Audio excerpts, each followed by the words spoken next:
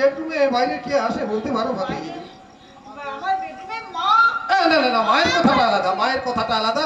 বাইরের কেউ আছে কি? বাইরের কেউ? অবনি কাকা, আপনি তো কালকে যাওয়ার আগে একবার আমার বেডরুমে এসেছিলেন না? হ্যাঁ মা, গেছিলাম। দীপঙ্কর বাবু ডেকেছিলেন বলেই গিয়েছিলাম। ও মাই গড, এ কথা তুমি আমাকে আগে বলো। কেমন করে বলবো? তুমি তো বাগানে বসেছিলে, ওনাকে তো বেডরুমে বসিয়ে রেখে আমি তোমাকে ডাকতে গিয়েছিলাম। নেকলেসটা, এই নেকলেসটা কোথায় রেখেছিলিস মা? বাবা, বন্ধু ছেলের অন্নপ্রাশন নেমন্তন্ন খেয়েছি, আমি টেবিলের উপরে খুলে রেখেছিলাম, আমি লকারে রাখতে ভুলে গিয়েছিলাম। অমনি বাবু, নেকলেসটা কোথায়? হায় রে আমার পোড়া অনিষ্ট, এতগুলো বছর সততার সঙ্গে কাজ করে এই বয়সে চোর অপবাদটা আমার ভাগ্যে লিখে রেখেছিলে ঠাকুর। দীপঙ্কর বাবু, আমরা গরিব হতে পারি কিন্তু চোর নই।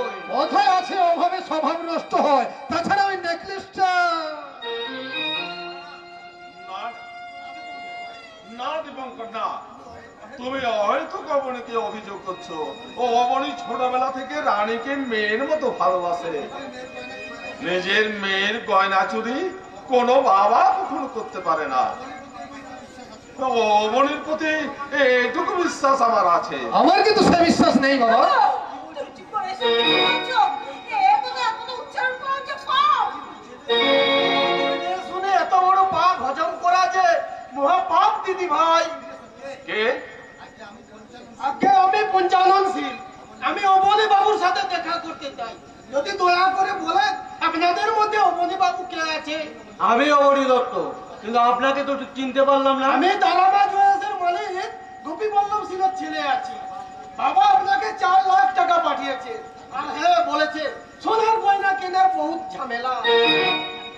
আপনি যদি দয়া করে ওই বিকেলের দিকে গিয়ে একটা সই করে আসবেন। টাকা সই? আমি তো কিছুই বুঝতে পারছি না। আমিও তো কিছুই বুঝতে পারছি না অবনী। আমি বুঝিয়ে দিচ্ছি।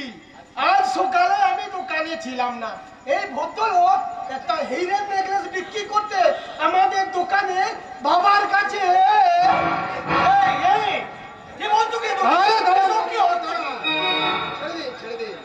আপনার যা বলার আপনি কিছুক্ষণ পরে বলবেন। হ্যাঁ ভাই, বলো তো তোমার কি বলার আছে?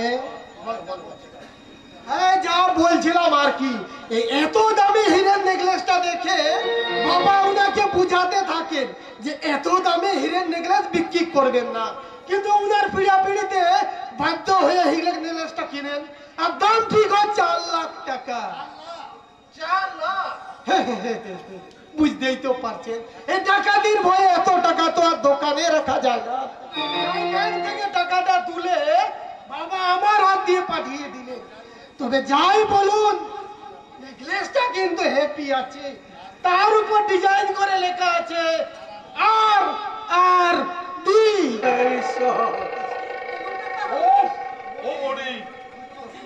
আমি তোমাকে চিনতে এতটা ভুল করলাম। তুমি যদি একটা ছুরি এনে আমার বুকে বসিয়ে দিলে, তাও আমি এতটা যন্ত্রণা পেতাম না। অবিশ্বাস করে যে যন্ত্রণাটা তুমি আমাকে দিলে। বাবা, বাবা তুমি চুপ করো, বাবা তুমি চুপ করো। বাবা, আমি আপনাকে আগেই বলেছিলাম যে জুতো যত দামি হোক তার স্থান কিন্তু পায়ের নিচে। সারা হারামজাদা কোম্পানি শুধু টাকাই তছরূপ করেনি, আমার বউয়ের গয়না পর্যন্ত চুরি করেছে।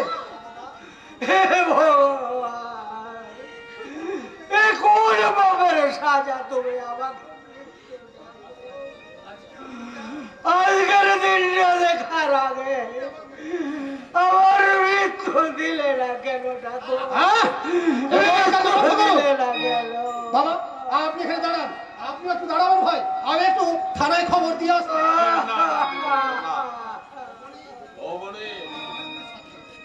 তুমি আমার অনেক দিনের সাথী, অবনীকে আমি পুলিশের হাতে তুলে দিতে পারবো না। অবনী, তোমার এই মোটিভ ফল কেন হলো জানি না, তবে এটা তোমাকে জানিয়ে দিতে চাই, তোমাকে আমার কোনো প্রয়োজন নেই। এখনো অভিনয়?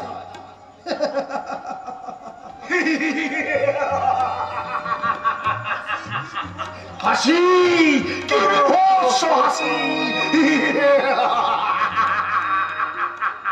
তবে তবে হাসি আমি হাসছি না, হাসছে চক্রান্ত, হাসছে শয়তান। পরাজিতেশ্বর মাথা নিচু করে অধর্মের আদালতে ধর্মের প্রাণদণ্ডের আদেশ শুনছে। কষাই লোভ, লালসা আর হিংসার কাটা বেঁধা জুতোর তলায় রক্তাক্ত হয়ে কাঁদছে।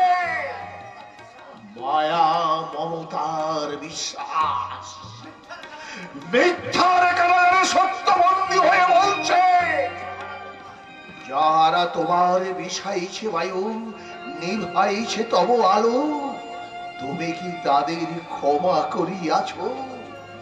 তুমি কি বেশিছ ভালো? আপনি আপনি এখানে এলেন কি করে? কারখানার গেটের দারোয়ানরা সব ঘুমোচ্ছে নাকি?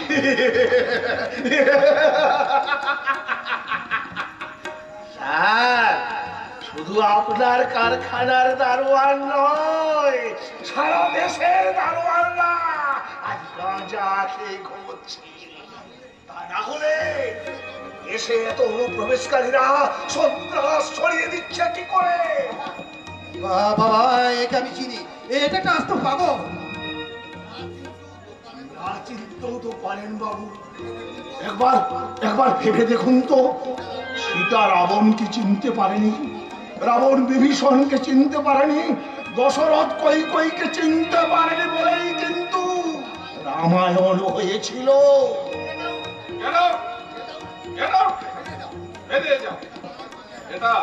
এটা কোনো পাগলামি করার জায়গা না। তাহলে তাহলে পাগলামি করার জায়গা কোনটা স্যার? পাগলা কেন? স্যার, সারা পৃথিবীটাই তো একটা পাগলাগার। তবে তবে আপনি যখন আমাকে চলে যেতে বলছেন, তখন আমি চলেই যাব। কিন্তু কিন্তু যাওয়ার আগে আপনাকে একটা কথা বলে যায় স্যার। ধৃতরাষ্ট্রের মতো অন্ধ হয়ে না থেকে চোখ মেলে দেখুন, আপনার সীতাকে চুরি করতে এসেছে রাবণ।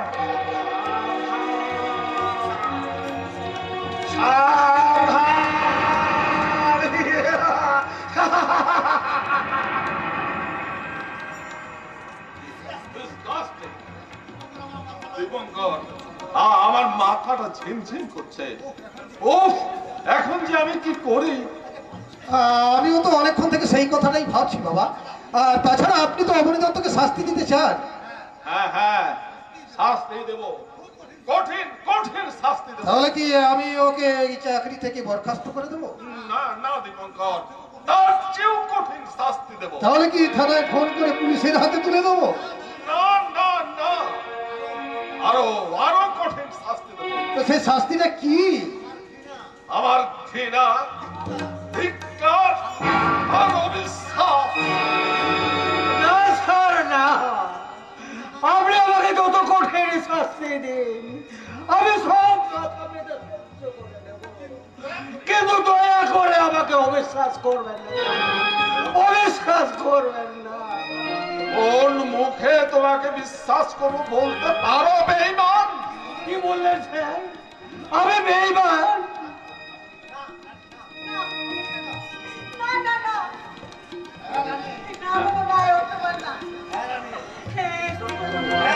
হ্যাঁ রানী, তোর রমণী কাকা নিমক হারাম বেঈমান, চোর। ওকে বল, ও যেন আমার সামনে থেকে চলে যায়। তাই যাচ্ছি স্যার, তবে যাবার আগে একটা কথা বলে যেতে চাই। এই পৃথিবীতে যদি ধর্ম ধর্মের বিচার থাকে, তাহলে এত বড় বিচার যে করেছে তার বিচার একদিন হবে। সেদিন আপনি বুঝতে পারবেন কে বিশ্বাসী আর কে অবিশ্বাসী, কে চোর আর কে সাধু। চলিস সবাই তো সুখী হতে চায়, সবাই তো সুখী হতে চায়, কেউ সুখী হয় কেউ হয় না। জানি না বলে গেল সত্যি কিনা, জানি না বলে গেল সত্যি কিনা, কপালে সবার নাকি সুখী সয়লা, সবাই তো সুখী হতে চায়, সবাই তো সুখী হতে চায়, কেউ সুখী হয় কেউ হয় না।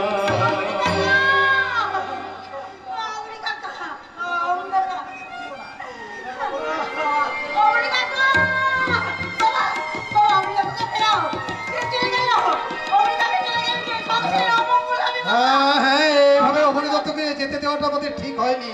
আরে পুলিশ তো আমাদের ছেড়ে কথা বলবে না।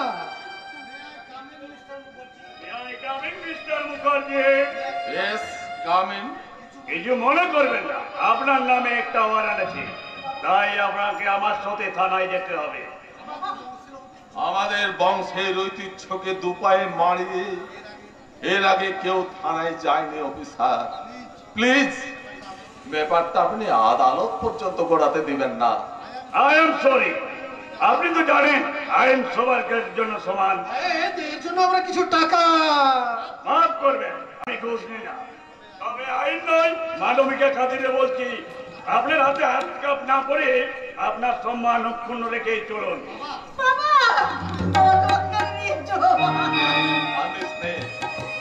কাঁদিস না মা, তোর এই বুড়ো বাপের উঁচু মাথাটা আজ পাপের ভারে হয়ে পড়েছে। প্রভু যিশুর মতো অঘটনের ক্রুশে আমাকে বিদ্ধ হতে হলো। আমি দিব্য চক্ষু দিয়ে দেখতে পাচ্ছি আমার এই পরাজয় দেখে আমার পূর্বপুরুষরা লজ্জায় মুখ লুকোচ্ছে। তারা বলছে ছি ছি বীরসচ্ছি, তোমাকে মুখার্জি বংশের বংশধর ভাবতে আমার লজ্জা করছে। চলুন চলুন অফিসার, মুখার্জি বংশ ধ্বংস হবার সময় হয়েছে, মায়া বাড়িয়ে লাভ কি? চলুন।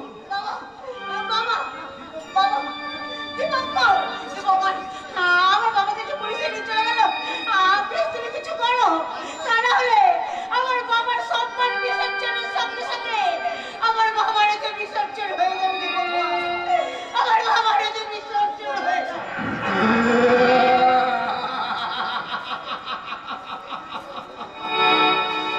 আমি বোঝন নয়,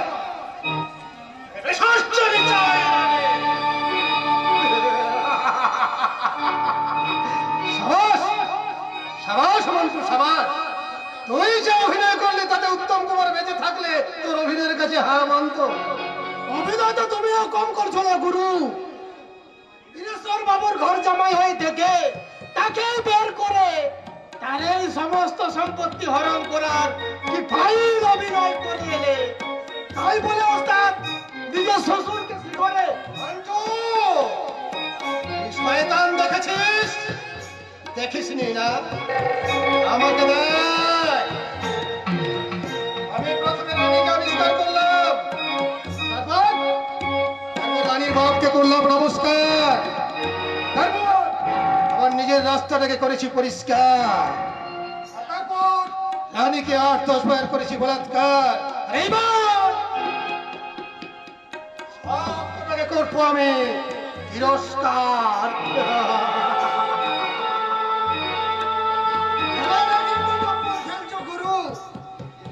অবনী বাবুকে নিজের নেকলেসটা সরিয়ে চোর সাজালে, আর বীরেশ্বর বাবু 2 নম্বর সার পাচার করে অবনীকে কেস খোয়ালে, এবার কি করবে ভাবছো? যাই করো ওস্তাদ, বীরেশ্বর বাবুকে কাঁদিও না। অন্তরের জীবনে কতদিন কারো ক্ষতি করেনি, আমি যে ওর ক্ষতি করে মন্টু, কারণ ওই বীরেশ্বর বিভীষণ মুখার্জির ক্ষতি না করলে ও যে আমার মস্ত বড় ক্ষতি করে দেবে। হিংসতার গর্ভ থেকে তৎপরতার ঔরসে পাপের আতুর ঘরে আমি জন্মেছি। অধর্মের হাত দিয়ে আমি চলেছি ধর্মকে পোড়াবার আগুন। আমার ভালো লাগে সুন্দরী মেয়েদের নিয়ে খেলা করতে, যেমন তোর বউটিকে নিয়ে আমি করছি। আমার ইচ্ছা করছে স্বর্গ থেকে ভগবানকে টেনে নামিয়ে এনে আমার এই 2 নম্বরী ধান্দার কর্মচারী করতে, যেমন আমার শ্বশুর মশাইকে করছে। এটা শুধু আমি জন্মেছিলাম রাবণ হয়ে, তারপরে আমি হয়েছিলাম কংস। আর এই কলিযুগে সবাই আমাকে বলে মানুষ, কিন্তু না, আমি মানুষ নই। আমি হচ্ছে মানুষরূপী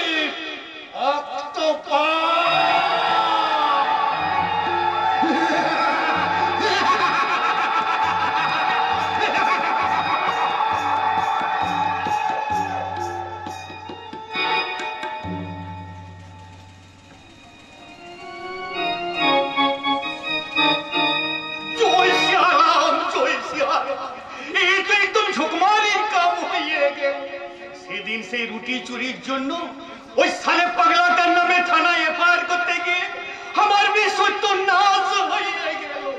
সালে পুলিশ লোক বলে কি আমি মেয়ে সালে চোর। চোর কি বলছেন আনসার? আপনি তো পুরোপুরি ডাকাত আছেন। জয় সিয়ারাম, জয় সিয়ারাম। এসব কি বলছেন দরগোয়া সাহেব?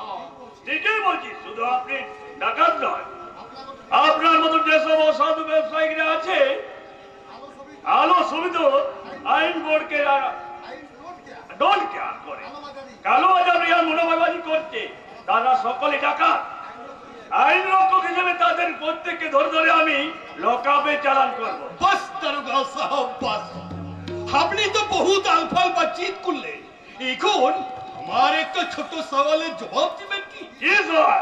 এই আমার মতো এই ছোটা বিজনেসম্যানকে ইতনা তকলিফ দিয়ে আপনার নফা কি হবে? আপনার পেটে যদি ভুক আছে তো 10-20 হাজার রুপিয়া মানিয়ে নিন, আমি আবি মিটাইয়ে দিবে। ওই একটা কথাতে আপনার পরিচয়টা আপনি পরিষ্কার করে দিলেন। এক কথাতে যদি বিজনেসম্যান 10-20 হাজার টাকা ঘুষ দিতে চায়, সে কখনো সৎ ব্যবসায়িক হতে পারে না। দারুগা সাহেব, আপনার বিরুদ্ধে অনেকদিন ধরেই থানায় অনেক অভিযোগপত্র জমা আছে। সামান্য মুদিখানার দোকানে আড়ালে সাইনবোর্ডের আড়ালে আপনি আন্ডারগ্রাউন্ড গোডাউনে স্টক করে রেখেছেন ওই বিখ্যাত ব্যবসায়িক বিজেশ্বর মুখার্জি। সার কারখানার পাচার হয়ে যাওয়া লক্ষ লক্ষ টাকার সার। না সাহেব না। হ্যাঁ মিস্টার গোল, হ্যাঁ, তথ্য প্রমাণ আমার হাতে জমা আছে। তবু আজ আমি চলে যাচ্ছি, বাট বি রেডি। এরপর যদি আপনার সঙ্গে দেখা করতে আসবো, খবরে দড়ি বেঁধে হাতে হ্যান্ডকাপ পরিয়ে আপনাকে আমি শিগরে তুলে নিয়ে যাব। চলি, গুড বাই। सार भाई अरे यही उड़ीसा गुरवाल के ये जिंदगी ते तुई कभी टाच भी करते पारबे ना। वही फुटा करबार बंद करिए दिए हमें प्रोड्यूसर बानिए जाबे। प्रोड्यूसर बांग्ला फिल्म का प्रोड्यूसर उड़ीसा गुरवाले।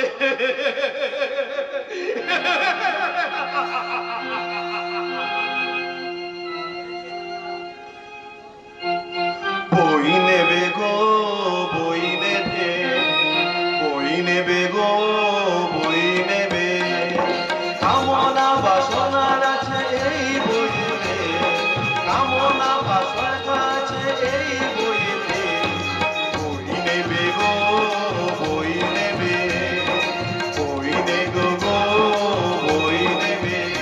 এই যে দাদারা, দাদারা শুনছেন? না না, আমার ঘরে চলে যাবেন না। এই যে দিদিরা শুনছেন, নেবেন নাকি আমার কাছে বই?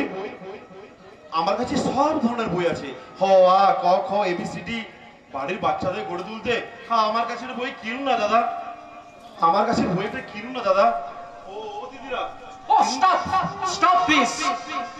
কলকাতা শহরের এক মহাদেব সব সময় চিৎকার চিৎকার আর চিৎকার। চিৎকার না করলে সংসারে হাহাকার কেমন করে খুঁজবে দাদা? নেবেন নাকি বাড়ির বাচ্চাদের জন্য একটা বই? আমার বাড়িতে তো কোনো বাচ্চা নেই। ও বাচ্চা নেই? তাহলে তাহলে দাদা আপনার জন্য একটা বই কিনুন না। আমার কাছে সব ধরনের গল্পের বই আছে, প্রেমের গল্প, স্বাধীনতার গল্প। কিনুন না দাদা, একটা বই কিনুন, বেশি দাম নেবো না। এই 50 টাকার বইটা 40 টাকায় দিয়ে দেবো দাদা। গল্পের বই পড়ার সময়ও আমার নেই। ও তাও নেই? আসলে সকাল থেকে মাত্র 2টো বই বিক্রি করেছি, দুপুর করে বিকেল হতে চললো। বইগুলো বিক্রি না করতে বললে আজকের মতো খাওয়া দাওয়াটা গেল। যাই দেখি ওদিকটা যদি 2-1টা বই বিক্রি হয়। বই নেবে গো বই নেবে, বই নেবে গো বই নেবে, কামনা বাসনা লেখা আছে এই বইতে, কামনা বাসনা লেখা আছে এই বইতে। বই নেবে গো বই নেবে, বই নেবে গো বই নেবে। শোনো ভাই, দারুণ গলা তো তোমার। গলা দারুণ করে কি হবে দাদা? অভাবের জ্বালায় যে কাটার মালা হয়ে দিন রাত্রি বিনছে। তোমার কথাবার্তা শুনে মনে হচ্ছে টাকা পয়সার একটু একটু অভাব চলছে, তাই না? একটু আপনি কি বলছেন দাদা? দারুণ অভাব, নিদারুণ অভাব। আসলে কি জানেন দাদা, আজকালকার কোম্পানিগুলো বিনামূল্যে কিছু একটা পাবলিকদেরকে দিচ্ছে। আমার তো কিছু দেওয়ার নেই দাদা, আমার গলাটা আছে, তাই গান গিয়ে যতগুলো বই পারি বিক্রি করি। কিন্তু জানেন দাদা, ভালো গান করলেও ভালো বই বিক্রি হয় না। এই তোমার নাম কি? তুমি থাকো কোথায়? আমার নাম রাজা, থাকি ভদ্রেশ্বরের বস্তি পাড়ায়। আর বাড়িতে আছেন গৃহকর্তা কাকা, পূজনীয় শ্বশুর মশাই, আমার স্ত্রী আর ছোট্ট সন্তান। রাজা, কেন জানি না তোমাকে আবার হঠাৎ করে ভালো লেগে গেছে। হঠাৎ এক মুহূর্তের আলাপে মনে হচ্ছে তুমি আমার কত চেনা, কত জানা, কত আপনজন। এই রাজা, তুমি আমার সঙ্গে আমার বাড়িতে যাবে? কি বলছেন দাদা? হ্যাঁ ঠিকই বলছি। শোনো রাজা, আমি বাংলা সিনেমায় অভিনয় করি, তাই একজন শিল্পী হয়ে আর একজন শিল্পীর সম্মান দিতে আমি জানি। তুমি রাস্তায় রাস্তায় বোকারি করে ঘুরে বেড়াচ্ছ, কিন্তু সামান্য বোকারি করার জন্য তোমার জীবন নয়, তোমার জীবনটাকে আমার নতুন করে সাজিয়ে নিতে হবে রাজা। স্বপ্ন দেখাচ্ছেন দাদা, স্বপ্ন দেখাচ্ছেন। আসলে ভালোবেসে বিয়ে করা অপরাধে বাবা যেদিন আমাকে তেজ্যপুত্র করে বাড়ি থেকে তাড়িয়ে দিয়েছিল, সেদিন আমার সব স্বপ্ন থেকে চুরমার হয়েছে দাদা। শুনছেন কেউ কখনো সেই স্বপ্ন ভাঙার শব্দ? শুনেছি রাজা, শুনেছি। তোমার সঙ্গে কি অদ্ভুত মিল আমাদের জীবনে। তোমার স্বপ্ন যেমন তোমার বাবা ভেঙে দিয়েছেন, আমার স্বপ্ন তুমি আমার বাবা ভেঙে দিয়েছেন। দাদা আপনার বাবাও? হ্যাঁ রাজা, হ্যাঁ। আর দাদা বলে যখন ডেকেছো, তখন আর কষ্ট করে বই বিক্রি নয়, সোজা আমার সঙ্গে আমার বাড়িতে চলো। না দাদা, হয় না। কিন্তু না করছো কেন রাজা? দাদার বাড়িতে কি কোনো ভাই থাকতে পারে না? পারে, নিশ্চয়ই পারে, কিন্তু আবার কিন্তু কিসে? দাদা আমি তো একা নই, আমার সঙ্গে এতগুলো মানুষ। আরে তারাও সবাই আমার সঙ্গে আমার বাড়িতেই যাবে। দাদা চুপ করে দাঁড়িয়ে আছো কি? এই বিশাল বাড়িটাতে আমি একা থাকি, আর এখন থেকে থাকবে তুমি, তোমার পরিবার। তোমাদের সবার হাসিতে খুশিতে আমার শূন্য বাড়িটা আবার আনন্দে ভরে উঠবে। চলো রাজা, ড্রাইভার আমাদের জন্য গাড়ি নিয়ে অপেক্ষা করছে।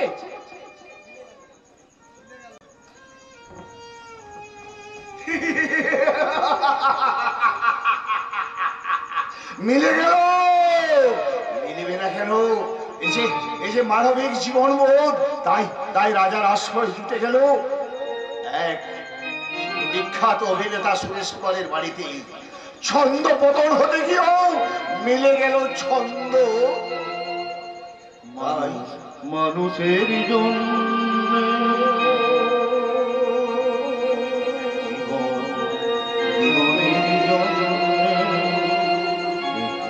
সহানুভূতি মানুষ পেতে পারে না।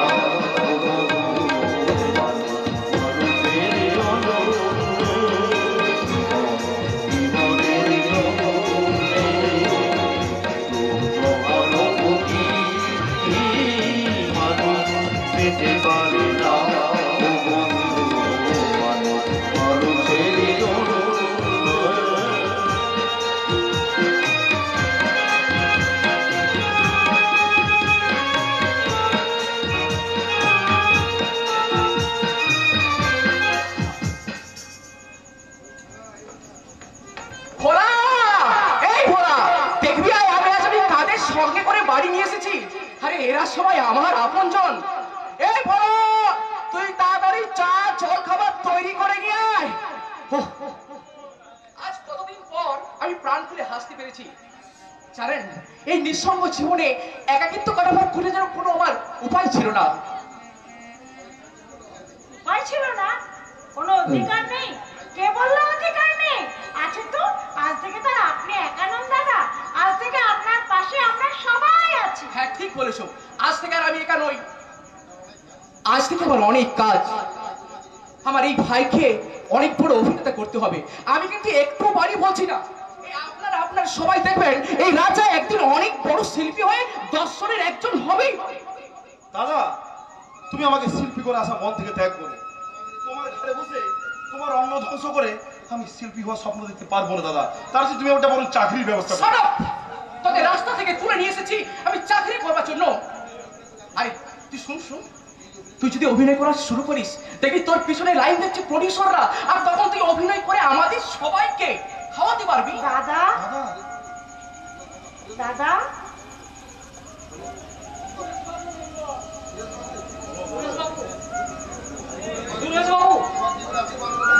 আমি কি বলে আশীর্বাদ করবো? যে ভাষা আমি খুঁজে পাইনি।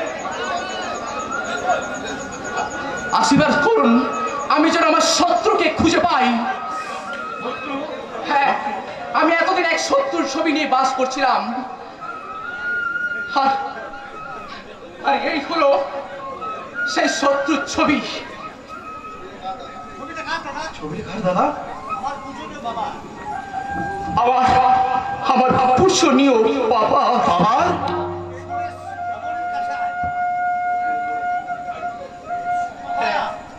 যে লোকটা আমাকে আর আমার মাকে তার বাড়ি থেকে তাড়িয়ে দিয়েছে,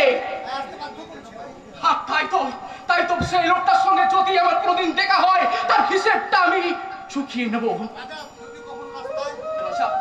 যদি কোনোদিন রাস্তায় পথে ঘাটে তুমি ওই মানুষটার দেখা পাও, তাহলে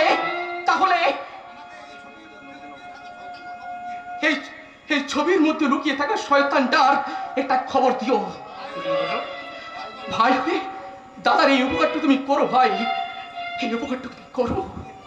ঠিক আছে দাদা, তুমি আমাদের যে আজ কৃতজ্ঞতার বসে আবদ্ধ করলে, সেই কৃতজ্ঞতার বসে বলছে দাদা তোমার শত্রু এখন আমার শত্রু, আর এই শত্রুকে বিনাশ করতে আমি তোমার সঙ্গে হাত মেলাবোই দাদা। না,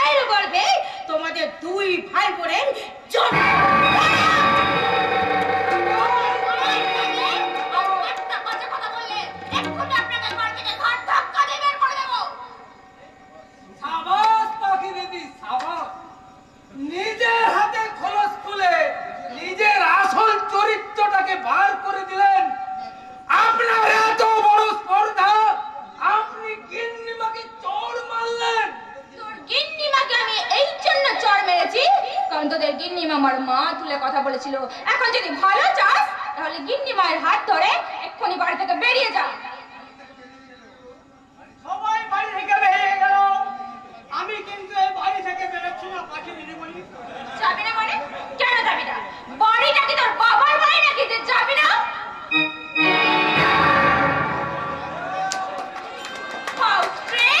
তোর এত বড় পর্দা দিয়ে আমার গায়ে হাত তুললি? তুই গিন্নিমাকে মা তুলে কথা বলেছিলিস, তাই তোকে আমি চোর মারলাম। আর এবার তুই আমাকে বাপ তুলে কথা বলেছিস, তার জন্য আরো চোর মারলাম।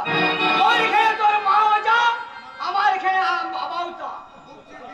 যে গিন্নিমার হয়ে প্রতি দরদ দেখাচ্ছিস। আরে তোদের মতো নিচু তলার লোককে না আমার খুব ভালোভাবে জানা আছে। তোরা যার কাছে টাকা পাবি তার হয়ে কথা বলবি।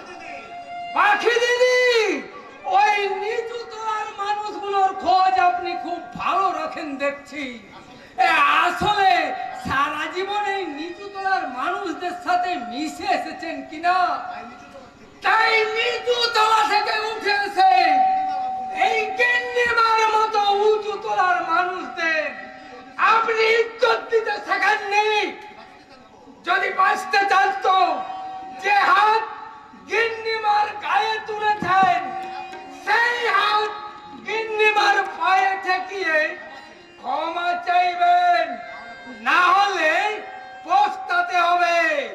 এই আমি বলে রাখলাম। চল ছোট্টা। সত্যি সত্যি তুই কি এই বাজে মেয়ে সেটার কথায় কর্তা বাবু আর গিন্নিমাকে এই অবস্থায় ফেলে রেখে চলে যাবি? না রে চুটকা না, আমি এই বাজে মেয়ে ছেলেটার কথায় আমি এ বাড়ি ছেড়ে যাচ্ছি না। আমি চলে যাচ্ছি এই গিন্নিমার কোথায়। গিন্নিমার কোথায়? হ্যাঁ রে হুজুর, আমি ছোটকাকে বলেছি তোকে নিয়ে এ বাড়ি থেকে চলে যেতে। কিন্তু কেন গিন্নিমা, আমরা কি তোমার কাছে বোঝা হয়ে? হ্যাঁ বোঝা, তবে সে বোঝা কিসের জানিস? মায়ার, মমতার। সে বোঝা বইতে একটু কষ্ট হয় না রে, একটু কষ্ট হয় না। তাহলে কেন আমাদের এই বাড়ি ছেড়ে চলে যেতে কারণ গিন্নিমা? আমি বুঝতে পারছি এই মুখার্জির বাড়ি থেকে তীব্র গতিতে এগিয়ে আসছে একটা অশুভ সাইক্লোন। যে সাইক্লোনের তীব্র ঝড়ে আমরা হয়তো ওই অন্ধকারের মধ্যে হারিয়ে যাব, কিন্তু তোরা এই বাড়িতে থেকে সে পাপের ফল ভোগ করিস, এটা আমি চাই না। হ্যাঁ হ্যাঁ, তুই ঠিকই বলেছ শান্তিলতা। আমার সঞ্চয় করা পাপের ভাগ ওরা কেন ওদের মাথায় তুলে নেবে? হুজুর, ছুটকা যা, তোরা এখান থেকে চলে যা। সেখানে গিয়ে তোরা তোদের জীবন নতুন ভাবে শুরু কর, কিন্তু মনে রাখিস ভুল কেউ করেও আমার মতো তোদের সাজানো সংসার তোরা ভেঙে ফেলিস না। তুমি একটু শান্ত হও, চুপ করো। তোমার শরীরটা ঠিক নেই, তুমি কম কথা বলো। ডাক্তারবাবু যে তোমাকে বেশি কথা বলতে বারণ করেছেন। শান্তিলতা, তুমি জীবন্ত মৃত দেহ দেখেছ? দেখনি না? এই আমাকে দেখো।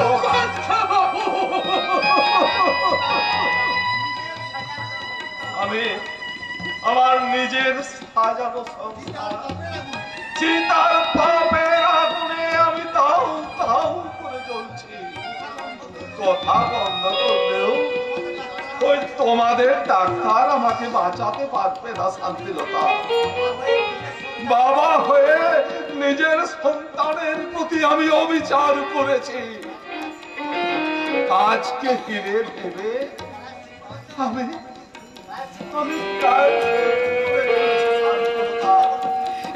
আপনি কোনো চিন্তা করবেন না কর্তাবাবু, দেখবেন একদিন সব ঠিক হয়ে যাবে। সান্ত্বনা দিচ্ছিস? হ্যাঁ হ্যাঁ, সান্ত্বনা ছাড়া আমার যে আর কিছুই নেই। যা, তোরা চলে যা, চলে যা এখান থেকে। যা যাচ্ছি কর্তা বাবু। সারা জীবনে আপনার কোনো কথার অবাধ্য হয়নি, তাই আজও হচ্ছি না। আপনার কথা মতো আমরা আজ এই বাড়ি ছেড়ে চলে যাচ্ছি। আর যাবার আগে বলে যাচ্ছি, এই কান্দাগিরির দল যদি আপনাদের কোনো ক্ষতি করে, এই বাড়ি থেকে বের করে দেয়, তাহলে আমাদের আমরা যেখানে যে অবস্থায় থাকি না কেন, আমরা পায়ে ঘরে নিয়ে যাব। আমাদের ওই ভাঙা কুড়ে ঘরে কইতা বাবু, আমাদের ওই ভাঙা কুড়ে ঘরে। ছোটকা তো ঠিক কোথায় বসিয়ে পুজো করবো। দয়া করে সেই পুজো করার সুযোগটুকু আমাদের কাছ থেকে কেড়ে নেবেন না কর্তা বাবু, কেড়ে নেবেন না।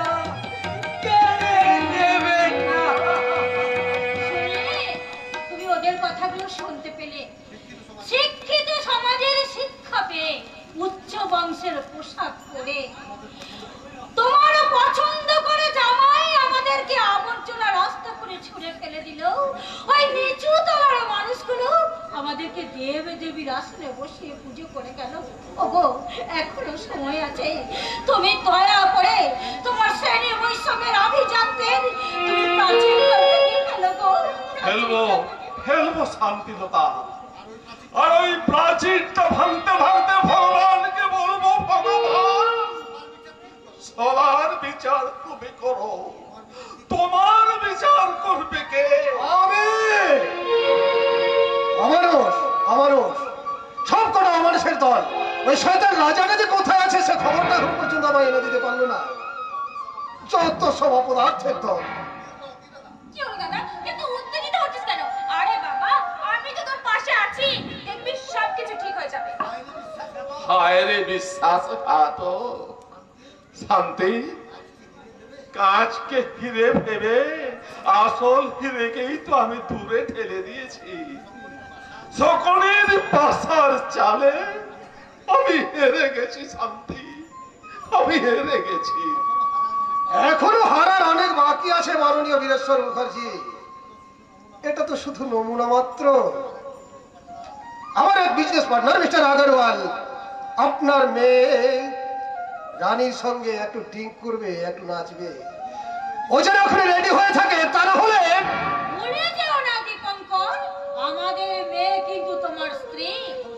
এখনো তাই আছে।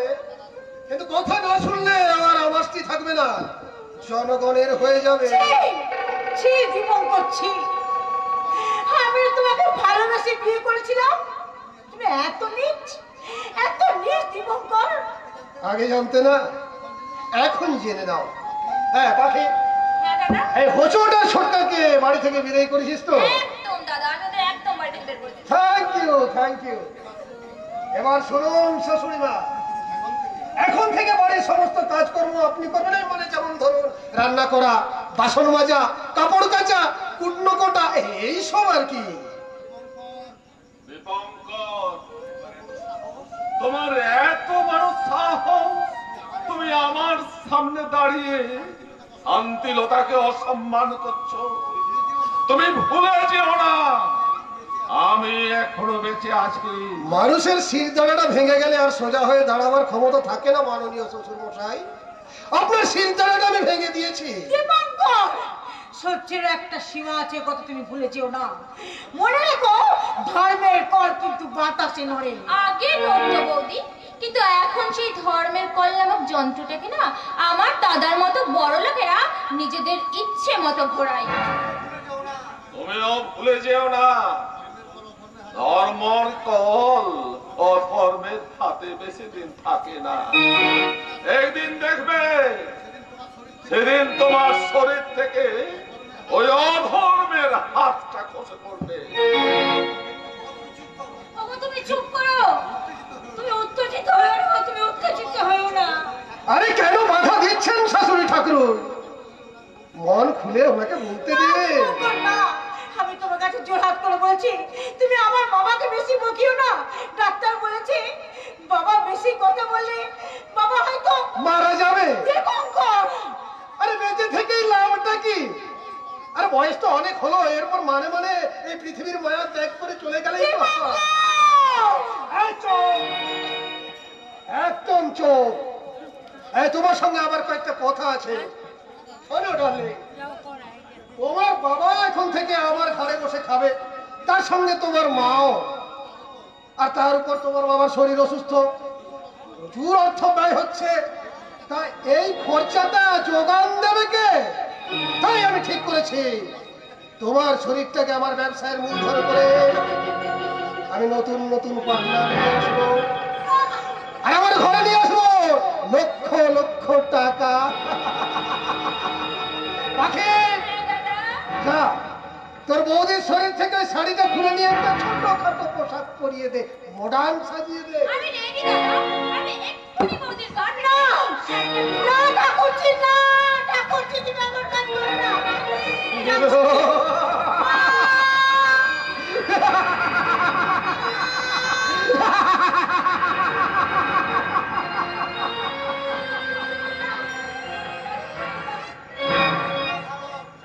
মহাভারত আবার শুরু হয়ে গেল, এক নতুন মহাভারত। আমি বীরেশ্বর মুখার্জি অন্ধধৃত রাষ্ট্রের মতো শুধু দিন রাত কেঁদেই চলেছি। আর আমার স্ত্রী শান্তিলতা কান্দারি হয়ে তার চোখে বেঁধে নিয়েছে অসহায়তার কাপড়।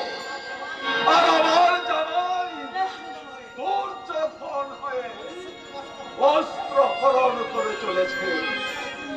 আর আমার মেয়ে এই যুগের অভিমন্যের মতো চক্রভে ফেসে গেছে। দর্শকগণ, আপনারা আমার মেয়েকে বাঁচান, আর দেশের হাজার হাজার মামুনদের বাঁচান।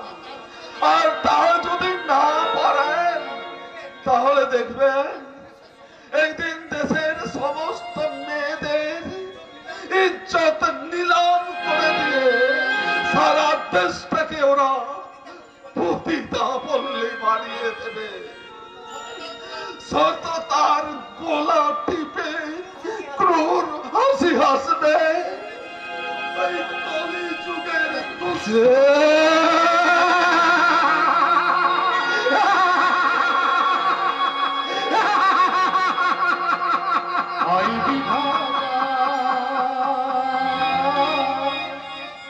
লীলা বোঝাদা কোন নীতিতে বিচার করো, জানতে শুধু তোমার লীলা বোঝাদা, তোমার লীলা বোঝাদা। আই বিধাতা লীলা বোঝাদা,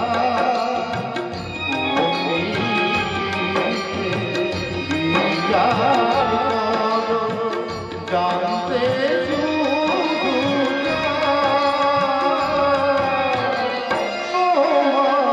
লীলা বোঝাদা, লীলা বোঝাদা, লীলা বোঝাদা।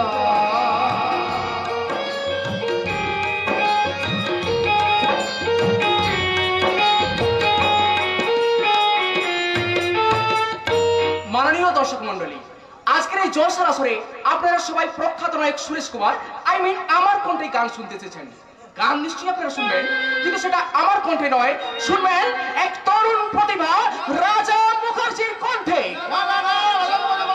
সন্তান সন্তান সন্তান নিশ্চয় শোনাবো, আমার কণ্ঠে গান নিশ্চয় শোনাবো। তবে মনে রাখুন, রাজা এক প্রতিভাবান শিল্পী।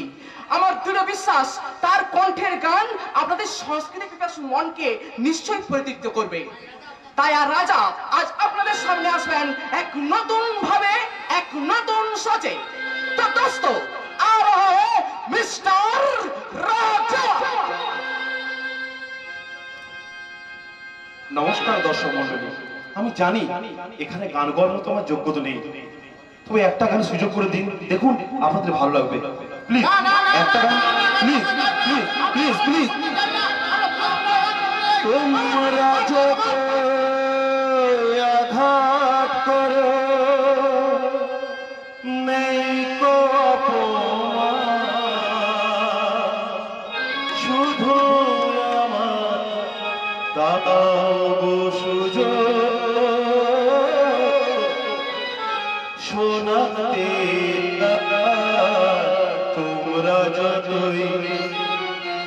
তোমরা যতই আঘাত করো নেই গো শুধু আমার দাও সুযোগ শোনাতে তোমরা যত আঘাত করো।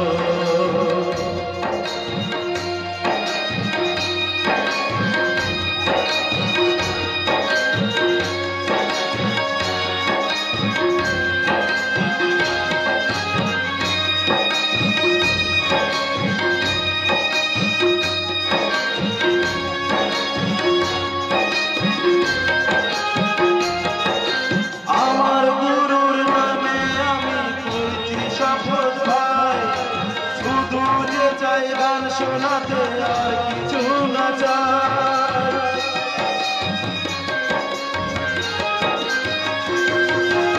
আমার গুরুর নামে আমি করছি শপথ ভাই শুধু যে চাই গান শোনাতে আর কিছু না চাই ব্যথারি বকে ধরি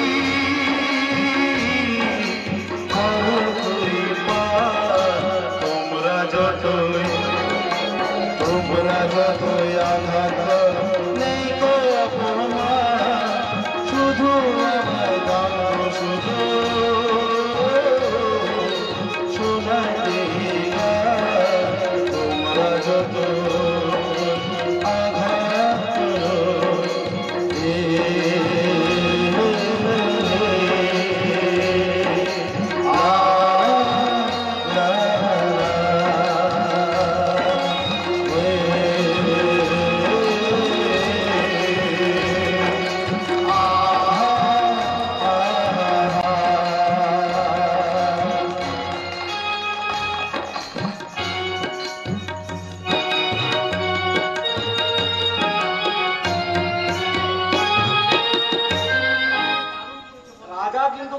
দারুণ করলো, কি বলো মঙ্গল?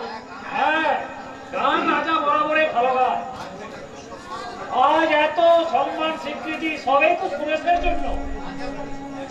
রাজা বলেছো ভাই, সুরেশ ছেলেটা রাজার জন্য যা করেছে তার ঋণ কোনদিন শোধ করে যাবে না। ঠিক বলেছ বলদা। সুরেশ কিন্তু জানে না রাজার অতীত।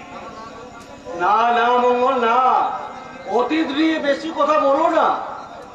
যে খবরটা আজও সবার অজানা সেই খবরটা সবাইকে জানিয়ে দিয়ে কেন অকারণ কালবৈশাখী ঝড় ডেকে আনতে যাচ্ছ? মঙ্গলময় বিধাতার উপর ভরসা রেখে সমস্ত অন্যায় অবিচার মেনে না, দেখবে একদিন কালবৈশাখী থেমে যাবে, পৃথিবী শান্ত না। শান্ত হবে না, পাবলিককে শান্ত করা এত সহজ নয়। রাজার কণ্ঠে গান শুনে এখন জনগণ পাগল হয়ে গেছে, সবাই মিলে ওর গলায় ফুলের মালা পরাতে চাইছে। হবে না বাবা, একদিন আমার জন্য কাটার জ্বালা সহ্য করে মুখার্জি বাড়ি থেকে ওকে বেরিয়ে আসতে হয়েছিল। আজ নিজের যোগ্যতায় ও যদি জনগণের কাছ থেকে ভালোবাসার মালা পায়। না না, শুধু জনগণের নয়, আজকের দিনে সবাই যখন আমার জামাইয়ের গলায় মালা পরাচ্ছে, যা তখন তুইও যা ওর গলায় মালা পরিয়ে তুইও ওকে বরণ করে নে। না না, আর ফুলের মালা নয়, দর্শকদের ভালোবাসা পেয়েছি শুধুমাত্র আমার মমতাময়ী মায়ের আশীর্বাদে, তোমাদের শুভেচ্ছা আর সুরেশদার অনুপ্রেরণায়। তা বললে হবে না রাজা, আজকের এই চরম সাফল্যের দিনে শুধু দর্শকের হাতের মালা তোমায় গলায় বলে চলবে না, আমার বোন কাবেরীর হাতের মালাও তোমাকে পরতে হবে। না দাদা না, তুমি তো জানো না, কাবেরী স্মৃতিতে সিঁদুর পরে ওকে বিয়ে করলেও ওর সঙ্গে আমার মালা বদল হয়নি। আমার ইচ্ছে আমার মমতাময়ী মায়ের সামনে ওর হাতে আমি প্রথম মালা বদল করব। না গো না, বলো না গো, ও কথা তুমি বলো না। তোমার মা আমাকে ভালোবাসলেও তোমার বাবার হয়ে কখনো কোনোদিন আমাকে মুখার্জি বাড়ির বৌমা বলে তোমার মা বরণ করে নিতে পারবেন না গো। না না, আজকের এই চরম সাফল্যের দিনে কান্নাকাটি নয় রে কাবেরী। হ্যাঁ রাজা শোন, তুই ফাংশনে গান করে কামাল করে দিয়েছিস, এরপর সিনেমায় অভিনয় করে কামাল করে দিবি গোটা সিনেমা জগৎকে। বলছো দাদা সিনেমা? হ্যাঁ ঠিকই বলছি। শোন, আগামীকাল রাত ঠিক 10টায় হোটেল ব্লুস্টারের 14 নম্বর রুমে আমাদের প্রখ্যাত এক বাংলা সিনেমার প্রডিউসারের সঙ্গে আমাদের অ্যাপয়েন্টমেন্ট আছে। আমি তার সঙ্গে তোর কথা বলেছিলাম, তুই তার আগামী ছবিতে অভিনয় করবি। কি বলছো দাদা? প্রডিউসার রাজি হয়েছে? না, প্রথমে অবশ্য রাজি হয়নি, পরে অবশ্য তার অনেক অন্যায় আবদার মেনে নিয়ে তাকে আমি রাজি করিয়েছি। দাদা তুমি আমার জন্য? তুই পাগলা, তুই তোর জন্য নয় রে, তোর জন্য নয়। আমি যা করেছি সব আমার ওই বোন কাবেরীর জন্য। হ্যাঁ শোন, কাল রাত ঠিক 10টায় ব্লু স্টার হোটেলের 14 নম্বর রুমে ঠিক পৌঁছে যাবি 10টার সময়, ঠিক আছে? আর আমি ওখানেই থাকবো। ঠিক আছে দাদা, কিন্তু জানো দাদা, মাঝে মাঝে মনে হয় তোমার রক্তের সাথে আমার কোনো রক্তের মিল আছে। তুমি জানো আমার কত আপন, কেন আমার মনে হয় দাদা? হয়তো মনেই ভুল দাদা। হ্যাঁ ঠিক আছে, শোন আমি এখন আসছি। হ্যাঁ রাজা, তুই মনে রাখবি কাল রাত ঠিক 10টায় হোটেল ব্লু স্টার 14 নম্বর রুম চলে আসবি। আমরাও চলি। তোমরা আবার কোথায় যাবে আমারই কাকা? কোথায় আবার? গঙ্গার ঘাটে। সেখানে দুই বুড়োতে মিলে সুখ দুঃখের গল্প করব। আর তোমাদের মাঝখানে দুই বুড়ো থাকলে তোমারও অসুবিধা হবে আর রাজারও অসুবিধা হবে। চলো মঙ্গল। আজ আমার কি আনন্দ হচ্ছে! ঠিক বলেছো, এই আনন্দের মাঝে যদি বাবা মা থাকতো আমার আনন্দ আরো বেশি হতো। কি করে বলো? এটাই হয়তো ভগবানের লীলা। ঠিক বলেছো, ওই সচিন তেন্ডুলকর, সৌরভ গাঙ্গুলি, বিরাট কোহলির ভগবান অনেক পাক্কা খেলোয়াড়। তাই তো জীবনের বলটাকে ছুড়ে দিয়ে ভাগ্যের উইকেটটাকে ফেলে দেয়, আর ভালোবাসার ছক্কা মারার আগেই সম্পর্কটাই আউট হয়ে যায়। মাঝে মাঝে তুমি যে কি সব কথাবার্তা বলো আমি কিছুই বুঝতে পারি না। শোনো, আমি কিন্তু ঠিক করেছি ওই মা মঙ্গলচণ্ডীর মন্দিরে গিয়ে একটা পুজো দেব। তা বেশ তো, তোমার যখন ইচ্ছে হয়েছে চলো মায়ের মন্দির পুজো দিয়ে আসি। তোমার পুজো দেওয়া হবে আর আমার ঘোরা হবে। ফাংশনের চাপে কতদিন তোমাকে নিয়ে ঘুরতে যায়নি বলো তো? ওখানে গিয়ে পুজো দেওয়া হবে মন্দিরের সামনে, সে আগের মতো প্রেম করব আর বলবো, কি বলবে মশাই? তুমি আমার জীবন সাথী, তোমায় আমি ভালোবাসি, তুমি আমার ছোট্ট সোনা, তুমি যে চাঁদের হাসি, তুমি আমার জীবন সাথী, তোমায় আমি ভালোবাসি।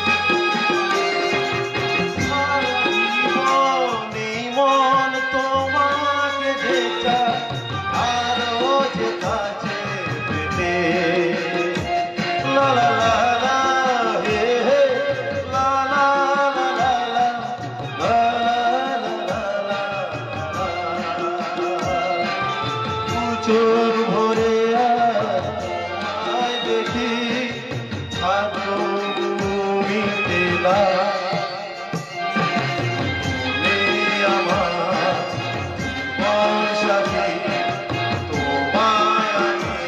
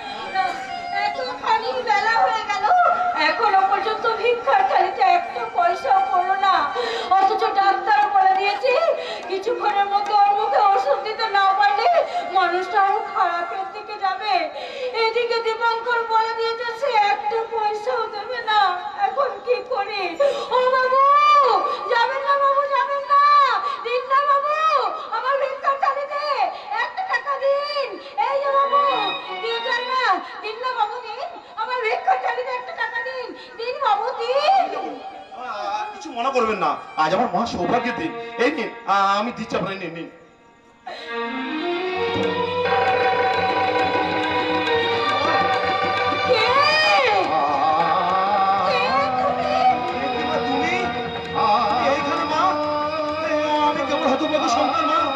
এই দৃশ্য আমাকে দেখতে হলো মা।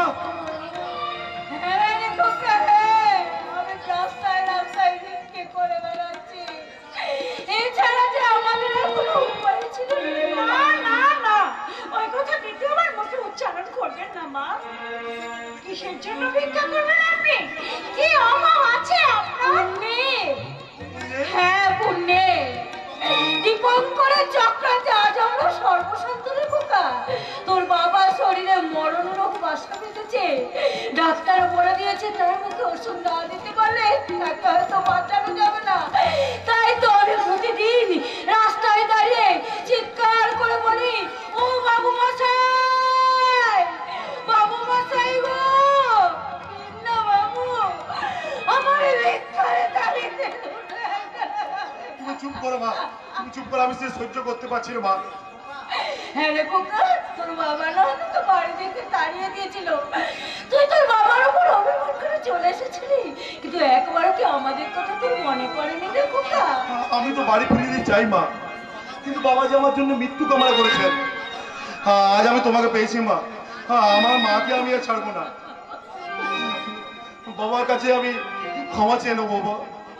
বাবা, তোমার এই হতভাগা সন্তানকে তুমি ক্ষমা করো, আমরা আবার আগের মতো ফিরে যাবো মা। বাবা, ঈশ্বরের কৃপায় একবার যখন আপনাকে আমরা ফিরে পেয়েছি তখন দেখবেন সব ঠিক হয়ে যাবে মা। কারণ ভগবান যা করেন তা তো মঙ্গলের জন্যই করেন। বলেছো বৌমা, তাই তো মায়ের সামনে দুহাত উঠে ভিক্ষে চাইতে মা আমার বংশের প্রদীপকে আমার কোলে ফিরিয়ে দিয়ে আমার সমস্ত কিছু, সমস্ত অভাব আজ পূরণ করে দিয়েছে মা। মা, খোকা, আমি তোমারই খোদা, তুমি আমার জননী ভগবান, তুমি মা, আমি তোমারই খোদা, তুমি আমার জননী ভগবান, তুমি মা। মায়ের আচল মায়ের স্নেহ কোথাও গেলে পাবে কেহ, মায়ের আচল মায়ের স্নেহ কোথাও গেলে পাবে কেহ, তোমার চরণ